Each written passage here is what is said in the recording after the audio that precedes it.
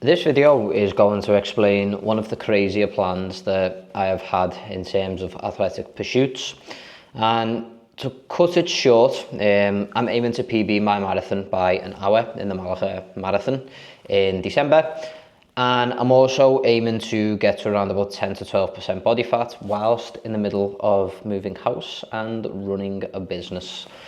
Now, the reason I wanted to do this is because I work with a lot of clients from a lot of different backgrounds, and lots of them have kids, and I am in no way comparing marathon training to having a child, but I wanted to voluntarily put myself under as much stress as possible in the tail end of this year, because I wanted to prove to people that with organisation, with hard work, it is possible to navigate some of life's most difficult challenges. And I'm presuming that when I have kids, it's going to completely blow this out of the water, and I'm going to think, what the fuck was I even talking about? There's no way this is anywhere near as hard as raising a child, but this is the next best thing I can do without bringing a kid into the world at this early stage of my life. So naturally, when you see people talking about lifting and running, it's now hybrid training, right? When I was younger, it was just called being fit. There wasn't kind of this one-dimensional aspect to I am just a bodybuilder, I am just a runner. It was just people did what they needed to do to stay fit, whether that was push-ups, whether it was chin-ups, running, boxing, whatever the fuck it was. And that's my definition of fitness, right? I want to be well-rounded, I want to be prepared to do anything. I don't see the point in just putting loads of mass on and not being able to run up the stairs. And I don't see the point in being a runner who is fucking stick thin and doesn't fill any t-shirts out. I want the best of both worlds. But I think what people need to realise is there's a heavy survivorship bias when it comes to hybrid style training. And what I mean by that is lots of the big influencers you will see now who are like big juiced up fucking meatheads who are running these marathons in insane times.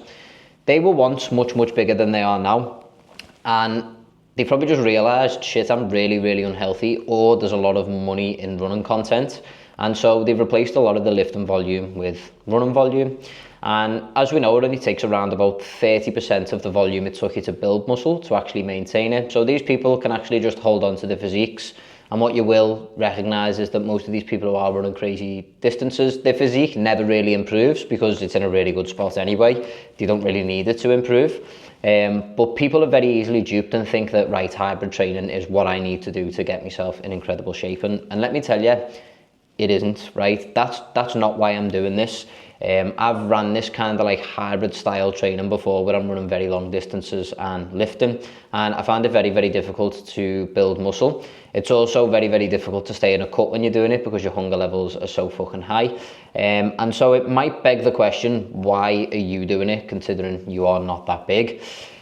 Well, that would be quite a good question. Of course, I am 75 kilo. I am about 5'9". I'm not the biggest person in the world. I would like to say I have a relatively decent physique, but one thing I do pride myself on is athleticism and the ability to handle myself well in lots of different areas. I'm doing Muay Thai, I box, I run, and I lift, and I feel that gives me quite a well-rounded repertoire. It gives me a good few strings to the bow, shall we say.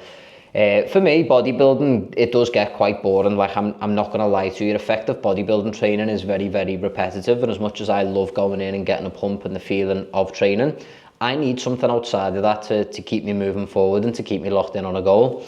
Because I feel sometimes the goal with bodybuilding is to be X weight or to be as big as possible. And I know that's a couple of years away. I need shorter little goals in the interim. And that's why I think running is a really, really good yardstick for that. Because you can yield quite big performance leaps very, very fast, and it does tend to keep you motivated. And we're all human. We need to stay motivated when it comes to our training. Now, does that mean I'm going to be leaving gains on the table? Absolutely, it does. What we've got to consider is when we run, we impose specific adaptations on the body, meaning that we are building more of the muscle fibers that are resistant to fatigue. And those muscle fibers aren't the ones that necessarily make you look big and jacked, which is why you will see marathon runners and people who are in the Tour de France with what appears to be pretty much zero muscle mass on their body, but they're extremely fit. And then you will see on the flip side of that, bodybuilders who have lots and lots of muscle but can't really walk up the stairs. For me, I want to explore the limits of what my body can do, and if that means I've got to leave some gains on the table, then that's absolutely fine. So my plan to PB this marathon by almost an hour, whilst at least maintaining my strength and dropping body fat. It's going to be a difficult one, but I'm going to explain to you what the structure of my week is now and how I feel like I'm going to be able to achieve it. And the first thing I want to talk about, that espresso is nice. The first thing I want to talk about is the meat and potatoes, which is lifting. Now, I've recently hired a coach because I did not want to have to use the brain power to develop this plan for myself. And also, if I had developed it for myself, I wouldn't have stuck to it. It helps me stay accountable to someone else. And ultimately, it means that I'm just relinquishing responsibility. I think when you've got a lot on your plate, you can suffer from decision fatigue quite quickly. The less decisions I have to make, the more I have to just show up and go, this is what I need to do, let's just execute it, the better I'm going to feel from a mental standpoint. I do love full body splits, but my coach right now has me on a push-pull full body. We were only training legs once a week, which makes sense because there's a lot of volume going through the legs in terms of running and the Muay Thai that I'm doing on Saturdays as well. And I will take progressions when they are available. But for me, we've got to think of that classic saying, it's the man who chases two rabbits doesn't eat. And if I'm trying to chase full-blooded performance whilst I'm lifting and full-blooded performance in terms of speed and endurance whilst I'm running, I'm not going to achieve either of them goals. So being conscious and aware of the fact that, okay, lifting is probably going to plateau for the next 3 or 4 weeks while I focus on running, that will help give me a realistic expectation of what I can expect from the next few weeks. I know naturally I'm going to be a lot more fatigued going into the gym, and those progressions aren't going to be there for the taking as much as they have been, particularly whilst I'm running a deficit, because obviously thrown into the mix of this, I'm also trying to get lighter to make the marathon performance a lot easier as well.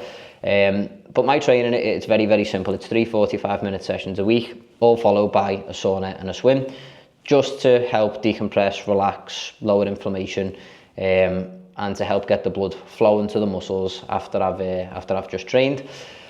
I just love the sauna and steam. I think they make you feel fucking boss. Now, I'm not going to go too much into lifting because there's other YouTube videos on the style of lifting that I follow, but I just wanted to talk to you about the general plan. And so next up is running. Now, I actually started this prep quite late. I've only given myself about 10 weeks to prepare.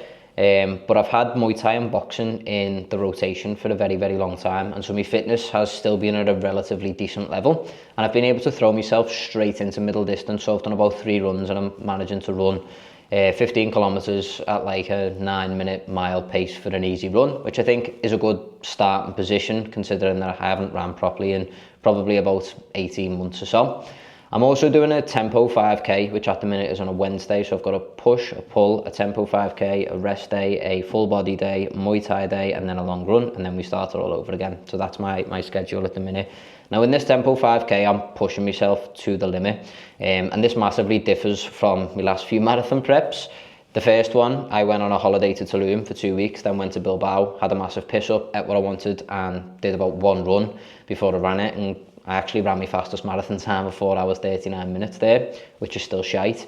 But then the next 2 marathons I ran, I knew I was doing them with clients, so I just didn't really train for them at all, because I knew I'd kind of be able to keep up at their pace without much training, and I pretty much neglected it. I ended up with around about 4 hours 51 and 5 hours for those.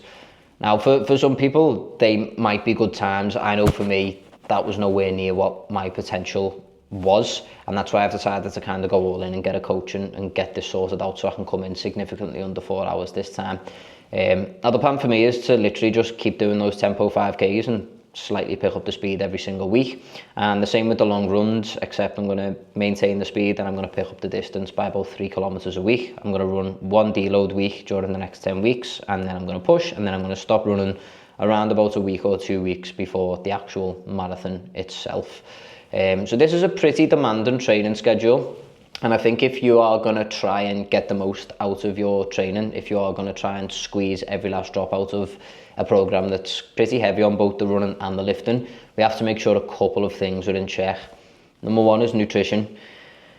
Because I'm going through a house move and I'm going through all this other shit, I usually love to cook. Right now, I just have not got the time or the mental capacity for it. So it has just been very, very boring meal preps. Again, this is a plate that I can't spin very fast. I can't spend hours and hours cooking recipes and doing cleaning up and all that kind of shit, because it's more important to me that I actually do my job, make content, train properly, and actually spend time with my partner as well. So again, that's one of those other things where I'm happy to kind of plateau, lash a load of chicken breasts in the oven, get some packet rice, cook a load of veg off, and just do that twice a week whilst having like some cereal and some fruits in the morning. Just cover all bases as well as I can without having to think about it. Nutrition has got to be really fucking simple when you are trying to chase those goals. And again, we just want to reduce that decision fatigue. It's a pain in the ass thinking about what you need to eat to be able to hit your macros. It's better to just have it all planned out and know that you're going to hit them every single day if you eat the things you've already prepped. It just takes a massive amount off your plate, pardon the pun. The next thing is stress management.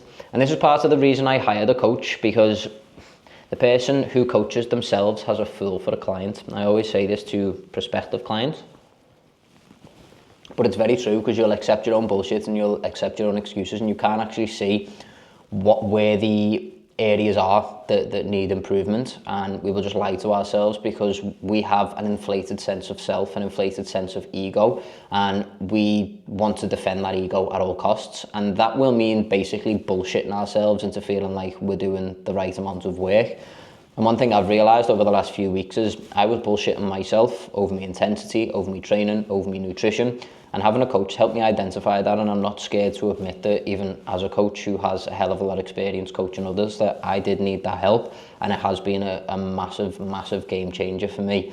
But last week I didn't do anything for stress management, and everything felt like a chore.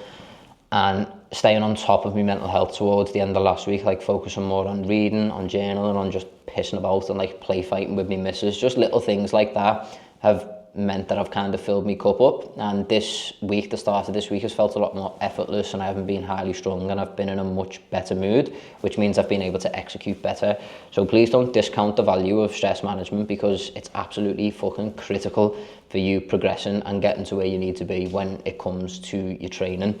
We don't want to get to a point of burnout. We know that we can very easily do that if we don't balance everything really well.